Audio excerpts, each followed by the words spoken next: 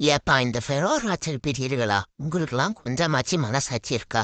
தம்மா துண்டு கேக்குக்குள்ள 8 ஃபெரோராச்சரை வச்சு அமுக்கி கொடுங்கக்கான்னு கேட்டா எப்படிப்பா பண்ண முடியும்?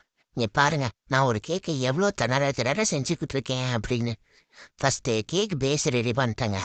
அம்பளும் க்ரீமையும் போட்டுட்டு இதுக்கெல்லாம் நம்ம எப்போ இப்போ 2 சாக்லேட்டை உள்ள துணிக்கிறது அப்படின்னு பார்த்துட்டு வந்தேன்.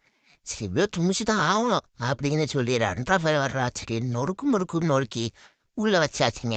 2வது லேயர் எப்படி கமுத்தி வச்சாலும் நிற்க மாட்டேங்குது. திருப்பி வச்சா ஆடுது. திருப்பி ஸ்ட்ரெயிட்டா வச்சா கேக் மாதிரி இருக்கும்னு பார்த்தா பானம் மாதிரி இருக்கு. அது மேலே க்ரீம் போட்டே நான் யோசிச்சுட்டு இருக்கேன். இது மேலே நம்ம எப்படி 2 சாக்லேட் வச்சு நப்ப போகிறோம் அப்படின்னு. வேற வழியே இல்லாமல் இன்னும் 2 ஃபெராராச்சு நொறுக்கி அது மேலே வச்சாச்சு. நீங்களே பாருங்க அந்த கேக்கோட கவலைக்கிடமான நிலைமை. என்ன அப்படி இப்படின்னு அரேஞ்சியம் பண்ணி ஃபுல்லா க்ரீமை போட்டு மண்ட மேல 1.5 ஃபெரார் கார்னர்ல ஒரு 1.5 ஃபெரார் வச்சு இந்த கேக்கு ஒரு வழியா முடிச்சிட்டாண்டாயப்பா.